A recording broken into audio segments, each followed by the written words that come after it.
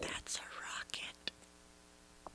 The Eye in Big Trouble in Little Chinatown features adult themes, language, and situations. Discretion is advised. 以成人为主题，语言跟情况小心。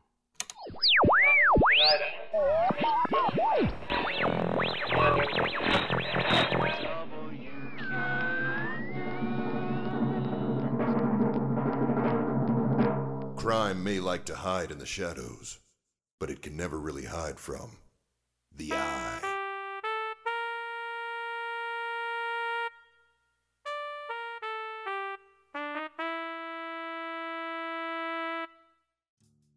Well, hi there, listener. Was the workday long? All those papers and copies you had to fetch, all those mechanized parts you had to turn, and all those meetings you had to drag yourself through? Did they leave you with a bit of a migraine and an aching back? And now the kiddos, bless them, because they sure are cute, but they're just making a boondoggle of noise in the playroom. Mom, look at this. Pa, help me with homework. Sheesh, who has the time? Well, you do now, with Aunt Jenny's Crinkum Crankum, the new toy from Squidby Communications subsidiary Tuzzy Wuzzy. Aunt Jenny's Crinkum Crankum is sure to keep the little ones busy for hours, cause it's just the tops, Mom. Why, you can stretch it, you can get it wet and stretch it. Poke a hole in there, put it on your face, use it to pick up ink from paper and read it backwards. Show your friends. If it sounds like a fun time, it must be Aunt Jenny's Crinkum Crankum. And now, WK Not proudly presents everyone's favorite Lone Iris Barney, the Eye in Big Trouble in Little Chinatown.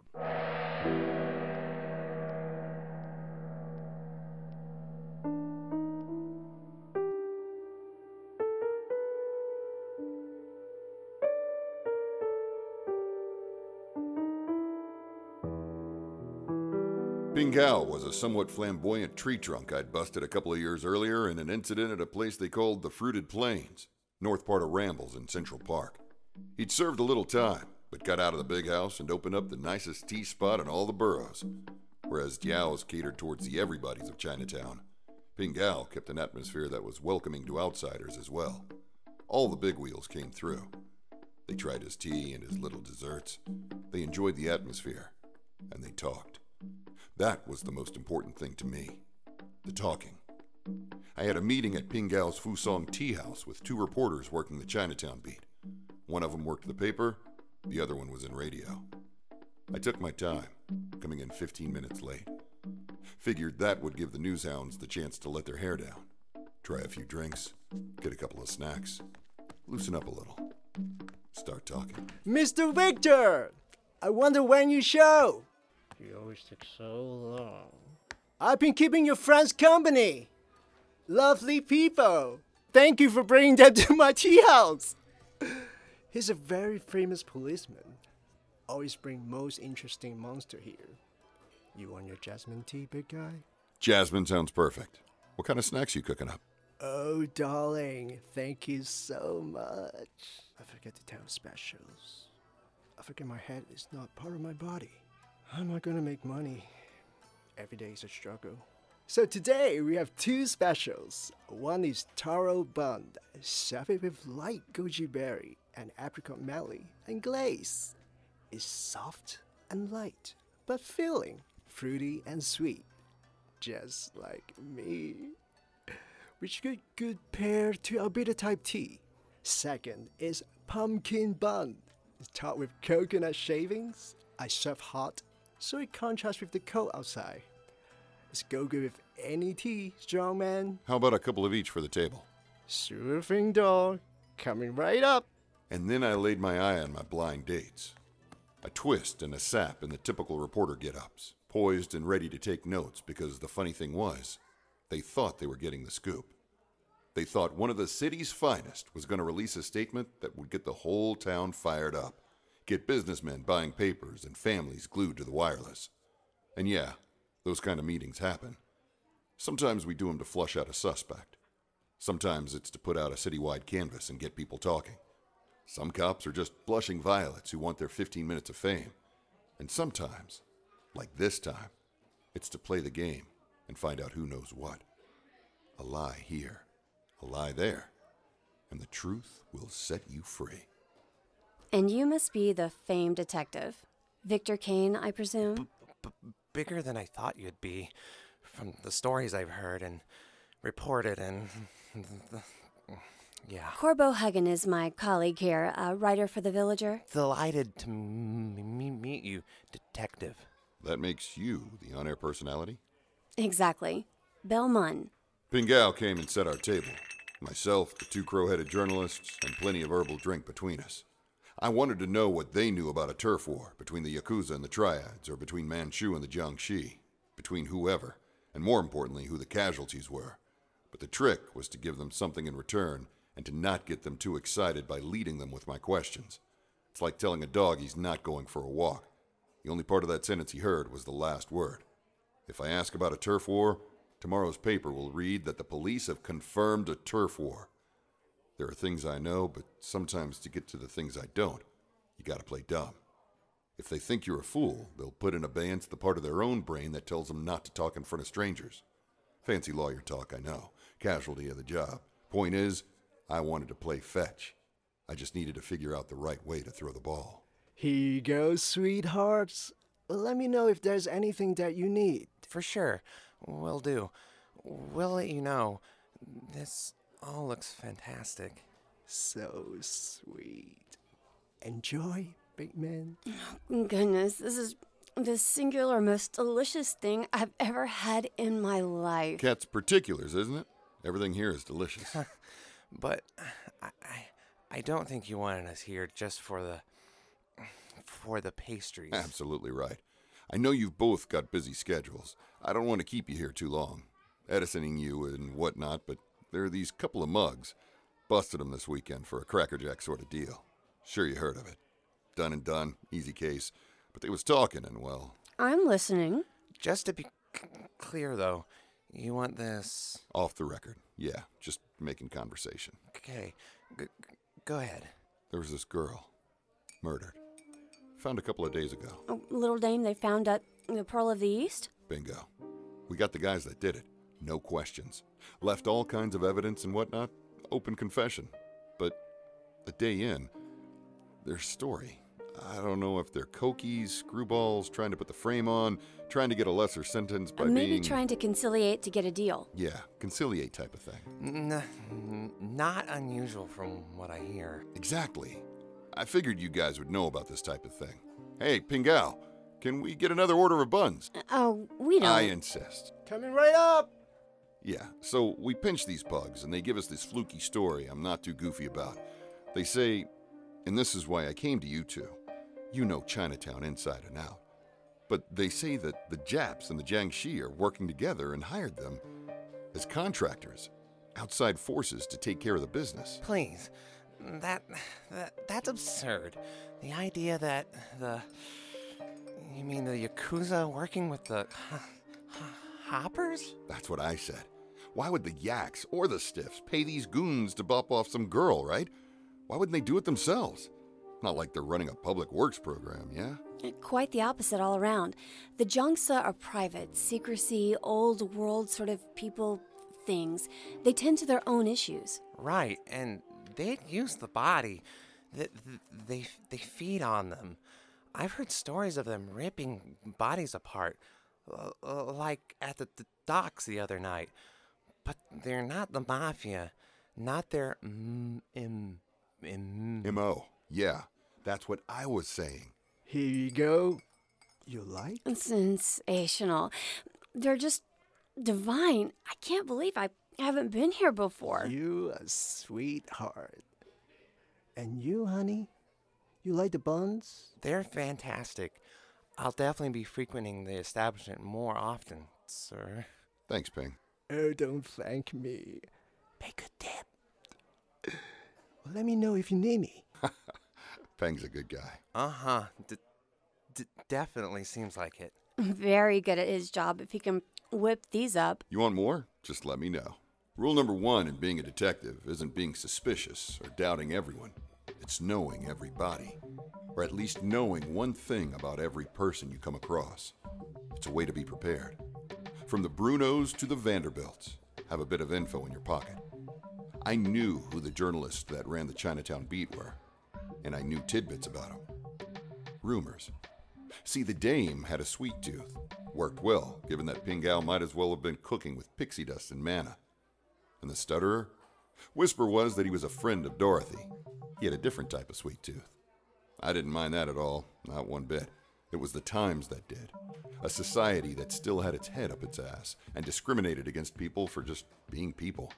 But I wasn't some jackass that thinks just because two blokes are queer they're going to hit it off in 23 skidoo down to Cabo. But I do believe in giving people something to look at, or something to make them feel safe, comfortable, included, or special. It's like when you take a broad out. For the rest of your life, remember what she wore on that first date, even if you have to write it down. Don't mention it, not at least for 6 months. But the minute you do, she'll feel special. She'll feel important because you paid attention. You took the time to remember. It's the little things that turn a situation around. What I don't get, and this is honesty and taro-filling talking, but I don't get the supposition that the Yakuza are working with the Jiangsa. Jiang Zai Wang would never need anyone else in his corner. You absolutely hit the nail on the head. The Yakuza could be a powerful ally. Zebras have stripes. There's a lot of things that are truths in this world that just don't fit into the conversation.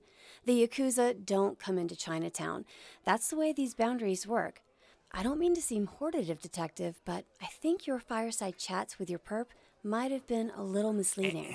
And more importantly, it seems to me the underlying notion is against what the Zhangji stand for. They are Chinese through and through. For them to join forces with the Japanese would debilitate their entire argument. What do you mean? By working together, they contrast their primary philosophy. Chinese first. That's the way they operate. A self-contained organization. Chinese only. They could work with another Chinese group, but even that's unlikely. So you think this windsucker was just, what, trying to get a copper on his side? Do you remember those chick inspector badges that novelty stores used to print out a couple of years ago? People would carry them around and it would be a gag or a laugh. But then people would carry them around and flash them real quick so you couldn't see. They'd try to pick up girls or get out of troubles or whatever. Same thing. A quick distraction that plants a seed of doubt. That was my gut. But do you think maybe they got it wrong? Maybe some sort of turf war instead of a coalition? Everybody knows about the Jiangxi and Manchu. Yeah. For one, I think that's more of an ideology war as opposed to an actual brick and mortar type of thing. Going with that train of thought, though, I see it as a swell starting point for a story, but you don't believe it, doll. There's just no substance there. It's vapid, empty. The idea that the Japs are encroaching on Chinatown, that's ridiculous. Hell, Chinatown has more infrastructure to fight against that than the government. If they try to do anything in Chinatown, you'd have the Hoppers, the Triads, even Manchu himself. Manchu gets deadly? I thought he was more a businessman in a side article in Esquire, not a mob boss. I don't think anybody gets that successful without making a few shady deals. No one's ever spilled a reliable story. But you don't, what do they say, bump gums against arguably the most powerful man in the country? Yeah. So you're saying, just so I can clear up a few things in my report, that there's nothing you've heard about any Japanese involvement in Chinatown. Thanks, I appreciate that. I knew you guys would know something. Just for the quid pro quo nature of everything, Detective, the case with the girl, that's closed. On the record, let's not print anything about it being closed. Killed girl in Chinatown. It's a headline we can run with, but what else? What can you allow us to report, for our time? Let's keep it simple. Let's. Deceased girl. Refer to her as Jane Doe. Found nude outside Pearl of the East late Friday night. Homicide. Girl's of Asian descent. As of such, this is a joint investigation between Chinatown PD and major case.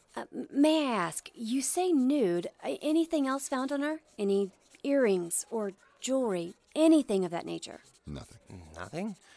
Can we quote you, or Anonymous. Anonymity probably will be the best. On the time of death, you got anything? Nothing concrete. People should wear watches all the time, but those watches operated and wound by movement, the kind where if you stop moving, it'll stop working. Then, bingo, they die. You have a clue. We run the story. And that's when it hit me. I'd come here to confirm something I had already had an itching about. But like your math teacher says, you always gotta check your work. I knew the Yakuza and Triad angle was bogus, that the Mogwai were full of bupkis, and that I would probably be left at square one, trying to figure out who killed the girl, like I was electing the governor of Georgia. But the crow-headed dame said something that struck me, like a speeding car you don't see coming. And I realized I might have had a major clue under my big eye this entire time. Thank you both so much for meeting up with me. You've been a real help. I gotta scram, though. Court appearance and whatnot. Thanks, Ping. Come back, darling.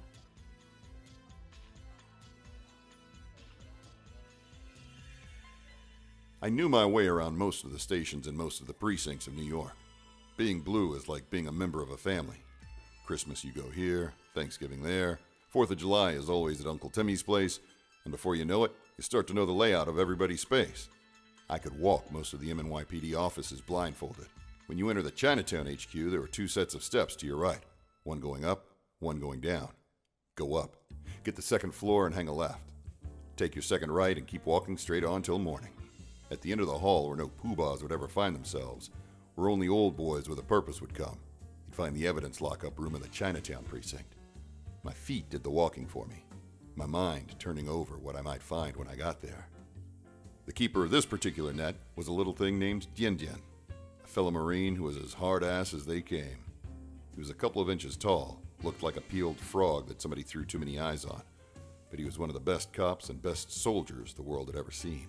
He got a little too rough every now and then, so he was sitting desk duty for a bit. Jesus, knock on the president number door, goddammit! Dien Dien was oogling over some mall in a girly mag when I walked in.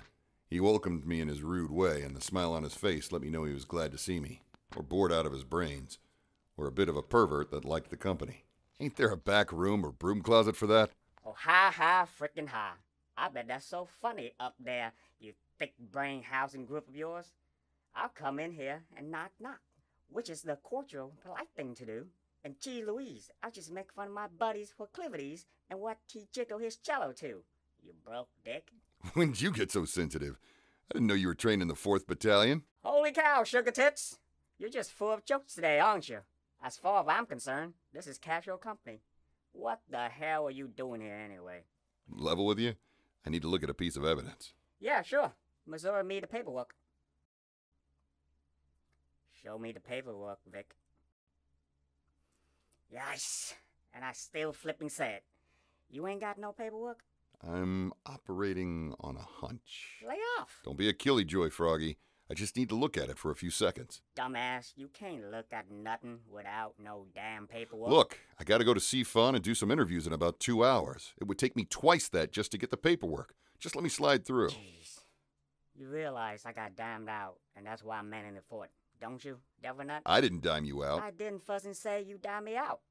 But you understand why I'm hesitant about breaking protocol. So you're not gonna just let me walk back there and look at it? Hit me. Excuse me? You hit me. I think you might have beat it too hard. Hell's bell, Vicky. We put on a dog and pony show for the brass, right? You punch me, leaving some sort of hullabaloo of evidence. If they ask questions, your whole case depend on it. Your whole case depends on it, right? I don't even know. It's just a hunch. Punch round with punch. Makes sense. Fire away, hot shot. That didn't even make sense. I'm just gonna go get the papers. What are you, an 8-ball? You scared? Yes, actually. You're very tiny. I'm scared I'll break you. I heard you got something tiny about you, too. I know what you're trying to do. You don't know shit. Why do you want to be punched so bad? Do it, baloney sucker. I'm not gonna hit Your you. mother would hit me. What are you talking about? Cyclops ain't shit. You alive? I'm good. You still driving that old jalopy? You want to get hit again? You hit like a mermaid in a dress. What are you looking for? My watch. You say some weird shit sometime, man. I'm not the one off the cob asking to be punched. You've been laying there a long time. Are you sure you're okay? I will continue to lay here for as long as I deem necessary. The old days, fighting all the guys, smooching all the girls. Don't you ever miss getting punched? I don't have enough time in between the hits to miss them. Lucky. I've been behind this figure-sticking desk, listening to John's older wife and babysitting papers. I used to be pretty rugged, yeah? You know, hard-boiled, nephew to my Uncle Sam, dedicated, tough as nail. Hoorah. You saving someone's life with it? Whatever in Jesus you're fucking looking for. Maybe. Or answering some questions about somebody's death. Is this soap back here? Murder soap. Some door-to-door broad slung that. Don't touch it! You're grummy. I get it. We all go through it. Yeah. Every day's can't be eggs and coffee. I never understood that phrase. It's weird, right? Like you have coffee with eggs. But not inside each other. I had this great uncle or something. Used to do minstrel shows. I don't know if he was racist or, part of the time, but he had kids. Had to quit and get a day job. And my grandma would tell me that the rest of his life he walked around with this sad look on his face. He had seen the crowds gathering for him, she said. Seen glory. How can you go on after that? I think about that a lot. That acting stuff. It's supposed to be a hard life. Rehearsals, convincing people you're worth it. Same as us. We came back and they threw us a parade. But for what we did, we can look and say glory times because, yeah, we did something. We had purpose. We fought the big fight. But it was hell. I know it. You know it. Every enlisted boy who booted up knows it. Only after end of active service do we romanticize it. And that's fine. Maybe you think you deserve a parade for getting out of hell alive. I'm fine with that. But it wasn't glory. It was a job. It was the job. What we signed up for. Job well done. But you just gotta find another job now. They'll never compare to the job you had before, but hell, a job's a job. Shit. You're not good at pep talks at all. Where the hell is... There it was. Like a fellow with Cupid's itch finding penicillin for the first time, I felt an immediate sense of wonder. A spiel of facts ran through my mind. Things I'd been thinking about ever since the tea house. Daifu wasn't wearing my watch, the watch I gave him. Daifu was holding the damn thing. He broke the watch, sure, but strong as he was, he could have crushed it straight to powder. But he didn't. He just broke the glass on the face. The watch was stopped on a specific time, but not the time of death. And now I was staring at it, face to face. This little timepiece, with the broken glass frozen in time, held up its hands so I could clearly see what the message was. Hour hand on the 1, minute hand a single notch before the 7. 1:34. He knew numbers and English. Holy shit, are you still here?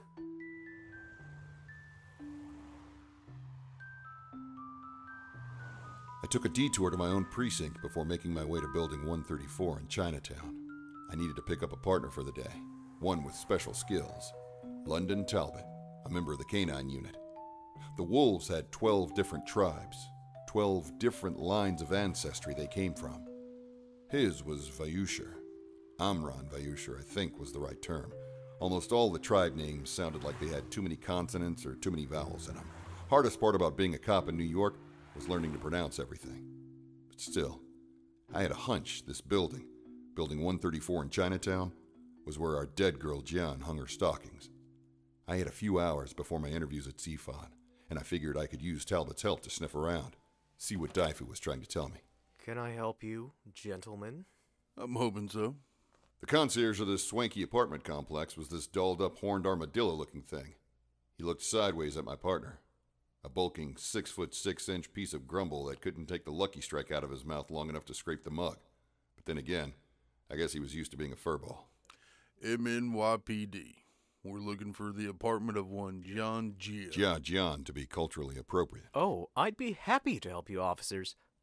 Now, do you have a warrant? Everybody needs paperwork today. This is more the inquiry part of the process, sir. Just asking a few questions. For example, did she in fact have an apartment here? I'm afraid that type of information would require a warrant. Confidentiality and all. Confidentiality? You're not a damn doctor. Our elite clientele expect privacy. We provide it. Now, I'd kindly ask the two of you to move along And I remind you, in case you have difficulty discerning our posted signage, that smoking is not allowed on the premises. That's why the ciggy's not lit, and I'm not moving anywhere. Well then, I will have no other option but to call the police. I'll save you a call. We're already here. I'm just looking to know if this was in fact her residence. Girl in her early 20s, Jia Jian. Worked at Panlong. Can you at least help me out with that bit of information? I simply cannot. Can I use your phone to call Mr. Manchu? The phone is for residents only, not vagrants. Vagrants. We've already told you we're with the MNYPD investigating a case. Here, look at my badge. Easily counterfeited. Besides, I didn't think the Academy was in the habit of including Cyclopses on the force. My, how times have changed. Oh, shit. So I had punched 2 people before lunch that day. Not that it was antithetical to my way of doing police work exactly. I just generally like to spread out the beatings a little more evenly. I didn't mind popping that blue nose. In fact, I felt he had it coming. And if he wanted to go to the chief and throw his guts about me, then let him. I wasn't in suspense about it. The thing was, I had a job to do. People's lives and their deaths are a little more important to me than some stuck-up doorman's feelings. Or his 2 front teeth. There's a smell here. Rotting. My partner de jour and I had walked into the bigger-than-you'd-expect apartment of the deceased John. It was spacious. It was nice. It was quiet, still, and creepy. See what you can find. Will do. London took off his shirt and his vest, put the vest back on, and then began to do his routine. It started with a look of intention, like an angry man meditating. Then it moved into shaking, like a person stuck in the cold or in a boat fighting the chop. And that's when his skin began to tear like sackcloth. Every wolf tribe has a different backstory, a different way of what they call becoming. Talbot's people did it in a way that looked painful. The skin ripped apart, falling off in chunks and dissipating like smoke before it hit the ground. Fur and fangs waited underneath, all accompanied by this low, rumbling growl that somehow just kept getting lower. I'd asked London once, after a few beers got into both of us. I'd asked him if it hurt.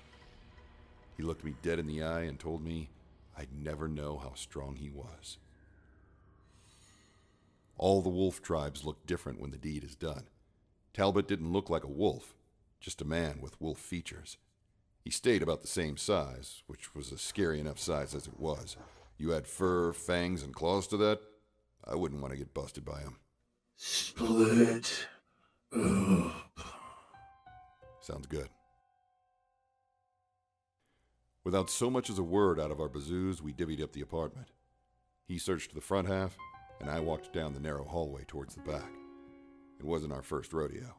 We knew the play, and to come prepared that we might run into an unexpected scene partner or some ad-lib dialogue, I carried my script in my hand, a loaded Colt Python with a 6-inch barrel. London didn't need a script. You don't need to carry protection when you're a goddamn werewolf. As I entered the dark hallway, I clocked at my 3 a bowl on a table, filled with rotten fruit. Not rotting, but rotten. Other than that, the place looked immaculate. Tidy. Neat. Almost everything made out of wood. The hallway led to her bedroom. I looked for a lamp or something to elucidate what I was seeing, but I couldn't find one. It was all right, though. The outside light poured in from the window. It dripped and splashed onto a simple spread.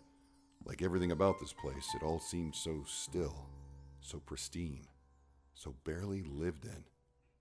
The bed was made, and there wasn't a single thing out of order.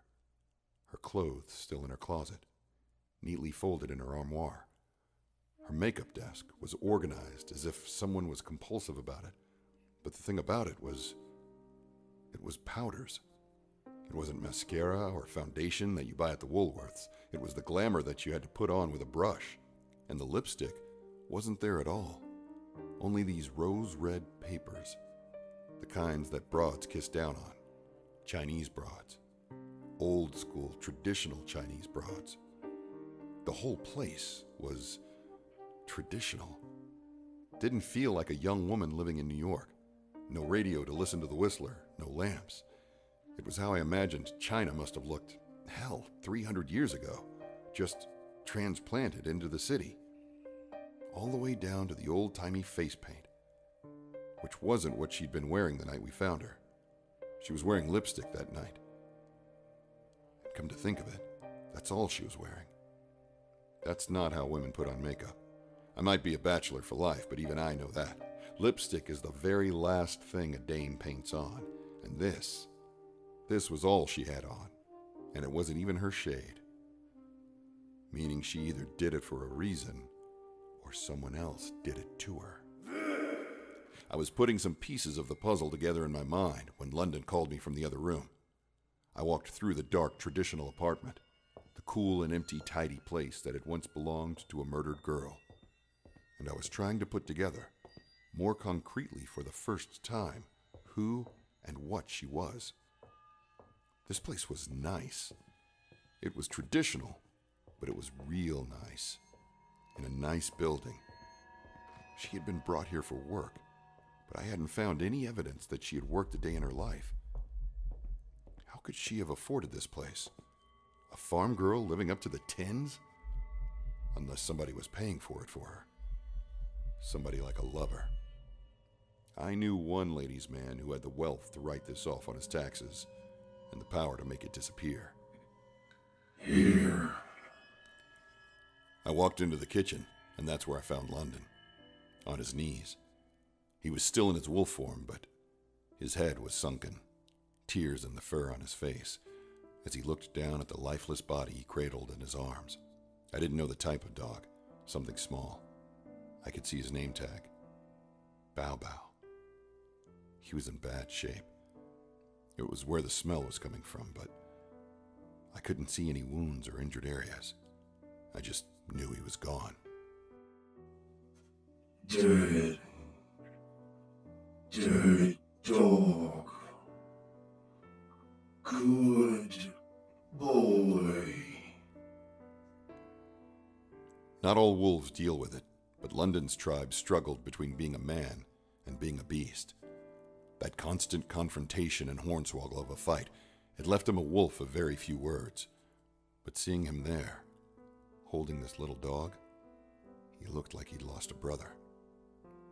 The priest of my parish when I was growing up, Father Womack, had taught me this word one time. Sacerdotal. I always remembered it, because it was a weird word. It meant the way a priest behaved, in his vows, to his God, to his parishioners. The way London cradled little Bow Bow, I couldn't help but think of that word then. He looked like a holy man crying over someone he knew he could have saved. By that soul being lost, he'd lost part of his own. Was loved. Loved her. Feel it. But he began to... And the mind came back to the man as the fur and claws faded away. Began to starve. She wasn't here. She was gone, and he was scared, missing her. He cried for her every night. He loved her, and she loved him. But he died thinking that she had abandoned him. He starved to death. And even though he had control of his words now, it seemed as if he didn't quite have the words to use. I turned to give him a moment. No man wants to be watched while mourning. I turned to the kitchen sink, and that's when I spotted something out of place. The only thing I'd seen out of place in the entire pad. On the counter were 2 teacups. I walked towards them. The first one was empty. The second had the look that something had dried in it. The liquid was gone, but a stain and a faint scent remained. It smelled like fruit, or like what a certain foxy forensics investigator had called apricots.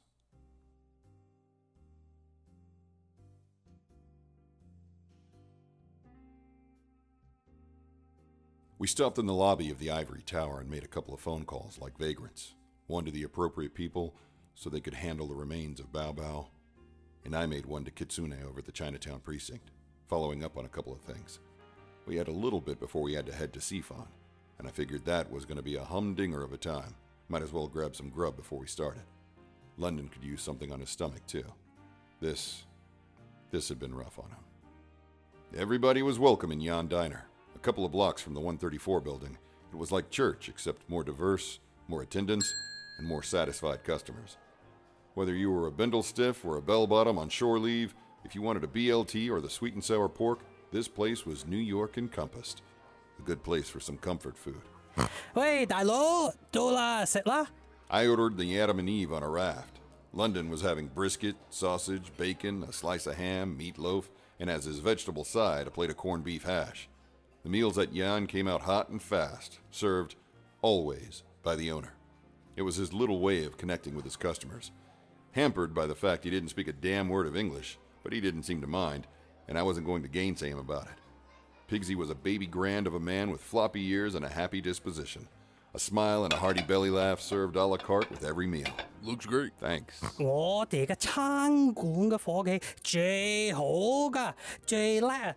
誒，你會睇佢哋煮啊，乜嘢餐都識得煮啊，中國餐、美國餐、英國餐，乜個嘢都識得啦。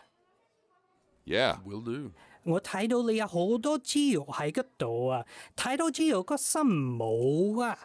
誒，我唔係淨係諗自己喺度，我成心都係知我認為知㗎嘛。Sure. Will do. 啊，我喺度煲粥擋住你食嘢。誒，你出去小心啊，好凍啊，係咪？新人個個都係神經病啊！你出去睇呢個炮仗啊，撲咁樣啊！誒，然後睇嗰個老虎嘅娘啊跳舞啊！誒，男人都係好啲啊！OK， 你食啦 ，OK， 拜拜。Okay. Will do. You think he knows we don't speak Cantonese and he's having a go at us, or is he just... Does he not know? He's a good guy. Yeah. Real good guy. Only half of London's attention was on me. The other half was still being a cop. The thing about being on the job is it changes the way your mind works. Hell, I think that probably happens with every line of work. A doctor hears a cough and they listen for a quantity of phlegm. A musician hears a song and they listen to the notes they would have played. Being a soldier taught me to walk in a room and look for exits. Being a cop, you look for trouble. I had noticed the rouser when I first walked in. Transparent skin and a belly full of booze. This bent spectrum was raising a little bit of a beef with the waitress. I could hear them a little behind me. Come on. What's giving me a number gonna hurt? Nothing, sugar. It's not gonna hurt me none to not give it to you either. Let me get you another cup of joe. How's it looking? She handled herself. It's just... I don't know if he can handle himself. Yeah, I can almost smell the beer on him from here. It's vodka. I was making a cat. Thank you for bringing me here. Gotta eat. Plus, after this, we head to Sifan for a bull session. And I don't know about you, but my questions get a little vapid if they ain't got no gas behind them. You think someone at Sifan, or rather, you think Manchu is behind this? I don't know. It makes sense, doesn't it? He brings him in a little side piece, keeps her locked away like Rapunzel. Something comes up. She blackmails him. She's knocked up. She says something out of line, and he throws her off a building. But why that building? Why the note? I think the note's a frame job. The building? I have no idea. But I don't have many ideas about a lot of it. She's been dead longer than somebody wants us to believe, and that somebody didn't want us or didn't expect us to find that apartment. I could buy that he's her sugar daddy. Something like that. I could even buy he killed her. But if she'd been dead for longer than we're supposed to believe... That means he had her somewhere. Exactly. If I had the body somewhere safe, I wouldn't be taking any wooden nickels. Why do something stupid and risk it all? Unless the situation changed. Or if the entire purpose was for her to be found. What do you mean? It's a message. Somebody needs to see her body. She needs to be found. But he has to know that it's going to lead back to him. Mutatis mutandis. when what needs to be changed is changed. So say this fella kills her. He knows something about the intricacies of the evidence he's left behind, but he's not futzing around. He takes his time. While he has her stored, he meticulously cleans it all, erases any leftover whatevers of himself. Then, like an artist at a gallery premiere, he reveals his masterpiece for whatever sick reason he has. You think Manchu would do that? It fits a maybe, but not the probably. Someone told me this girl wasn't important, and I didn't want to believe it. But it's hard for me to figure out why someone would want her on display. I know somebody did in some sort of fashion, but the why ain't coming. The note, I think it's phony. The lipstick, somebody put it on her for a reason. She'd been gone for a while, somehow preserved. It seems targeted. But if he was a lover and this was a crime of passion, it doesn't make sense. It's like someone stabbed somebody and then cauterized the wounds and put decorative bandages on them. Did you ever consider, could you be looking at multiple perps? Excuse me.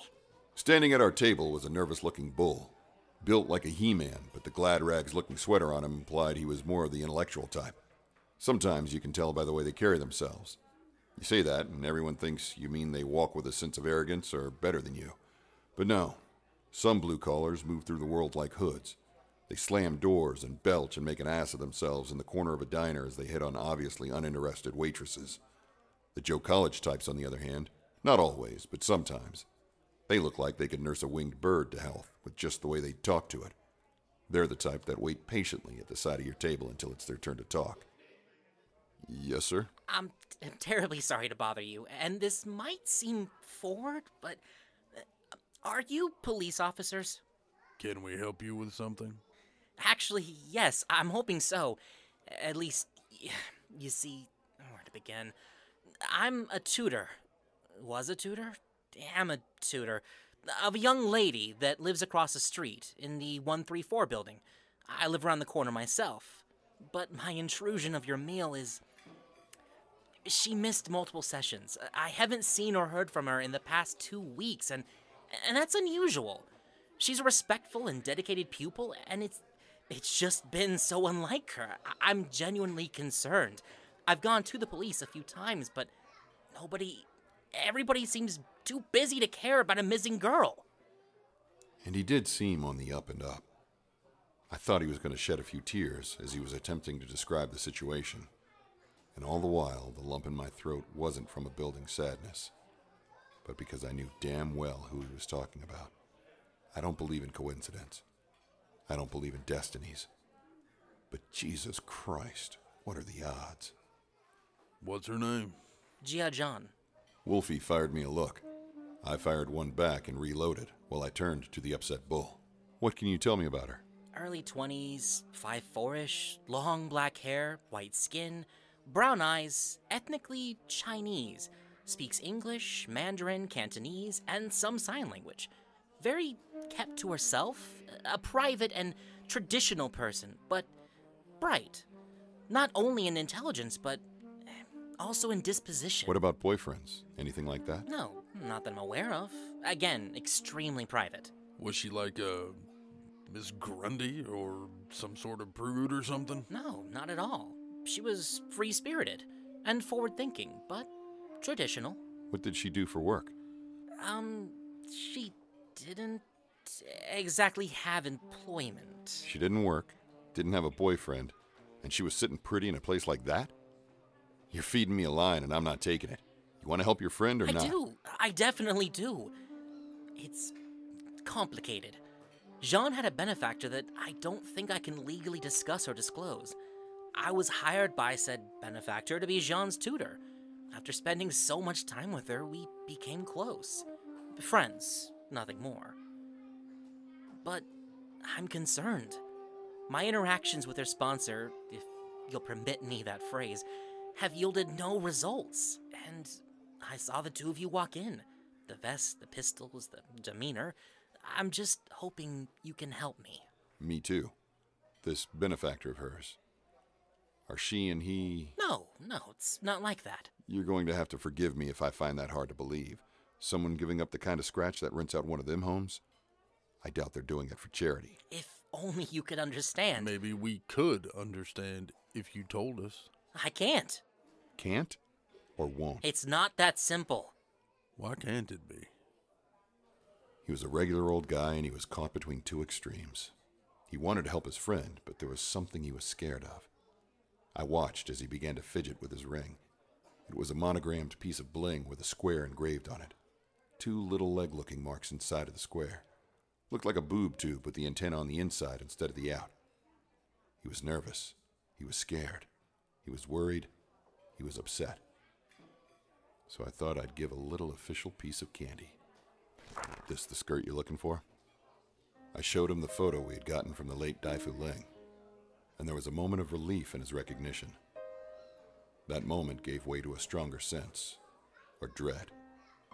When it 2 + 2'd in his mind that I had her photo, he realized that something must be wrong, and that moment of relief took a powder. That's not the photo I gave to the police. Where did you get that? Is she all right? What were you teaching her? I taught her Chinese. Chinese? Yes, calligraphy and the culture and the language. Is she all right? Why would she need to know Chinese? She came from China. She didn't speak any Chinese until we began our lessons. And you taught her the entire language in 6 months? 6 months? Jean was my student for close to 20 years. Get your damn mitts off me, you potted sack! Don't be upstage, doll. You look tasty. I'm just trying to have a sample. I'm not that type of girl, you tanked loser. What's eating you, babe? We're just having fun. Come on, I'll show you a real good time. Let me go! She say let go. Hey, calm down, Wolfie. Stay. Stay. Stay. 3 people. Though technically this one was during lunch. You'd better leave a damn good tip. He'd gotten grabby with the waitress and put her in a hell of a blivet. London had set him up, and I knocked him down for the home run. He was unconscious in the booth now, but it left a good message to any of his would-be cohorts. I turned to finish the conversation with what felt like one of my only real leads in the case. And of course, the bull was gone. Thank the both of you so much. You're real grade A heroes, you are. Yeah, sure. Anytime. The dame and Pigsy had both ankled up to us, but it was hard for me to pay any attention. I kept thinking about what the tutor had said. Teach her Chinese. 20 years ago. Some benefactor?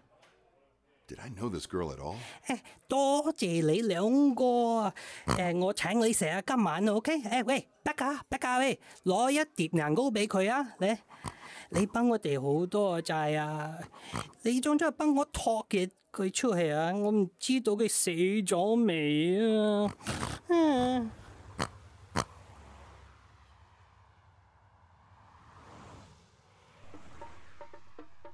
！It was just at lunch, a full moon of a night, and I had a hairy wolf man who gets even hairier when he shifts in my car.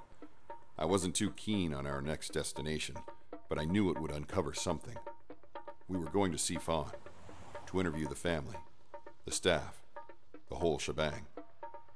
I didn't think I'd book anyone. Honestly, I thought I'd have to sort through a whole heap of ritzy bourgeois to find anything useful, but I thought there would be something useful. And apparently I was thinking about it too hard for my ride-along. Can we at least listen to the radio or something? My company not enough for you? You're not saying anything. And honestly, kind of scared riding with you. What? You have one eye. How do you even have depth perception? Why would they give you a license? Why would they give me a license? This, coming from the fathead who in rush hour could turn into Rin Tin Tin? You get a DUI, they call a pound. Ha! I'm turning on the radio, you one-eyed bastard. At least we can catch a little bit of the Stephen K. Greer show.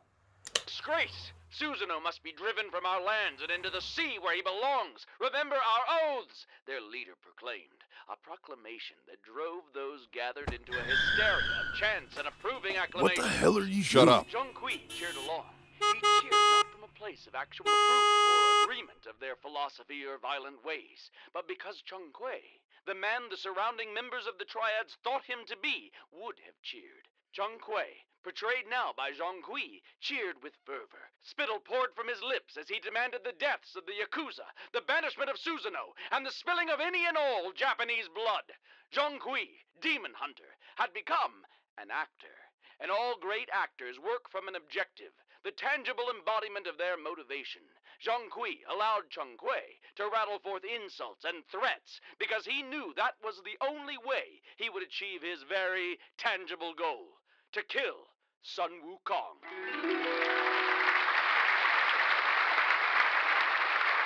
That's some exciting stuff. Gave me goosebumps.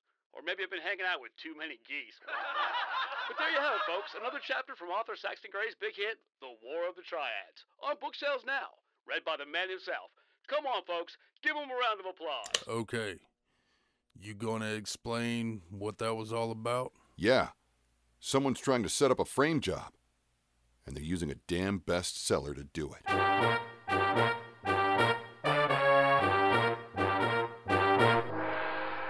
Tune in next time to follow the mystery with everyone's favorite creature, Bluecoat. Crime may like to hide in the shadows, but it can never really hide from the Eye. The Eye in Big Trouble in Little Chinatown is brought to you by Bean Dip Productions and the Neighborhood Studio. The Eye is recorded at the Neighborhood Studio in Atlanta, Georgia. That's a rocket.